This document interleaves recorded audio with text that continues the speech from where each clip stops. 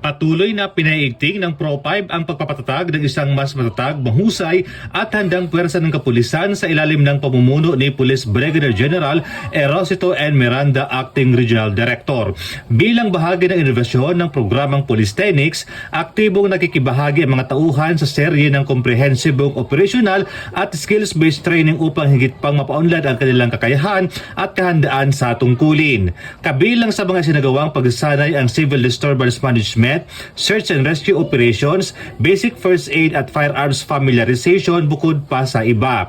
Layunin ng mga programang itong palawakin ang teknikal na kaalaman at praktikal na kasanayan ng bawat pulis upang maging mas epektibo sa pagresponde sa iba't ibang sitwasyon at hamon sa komunidad. Ayon sa pamunuan ng Pro5, hindi lamang individual ng kahusayan ang pinagtutuunan ng pansin, kundi pati ang pagpapalakas ng resource management, operational efficiency at pangkalahatang kahandaan ng buong unit. Sa pamamagitan ng patuloy na pagsasanay at pagpapaunlad, tiniyak ng Pro5 na ang kanilang mga tauhan ay may sapat na kakayahan upang mapanatili ang kaayusan, maprotektahan ang publiko at may taguyod ang pinakamataas na pamantayan ng pagpapatupad ng batas.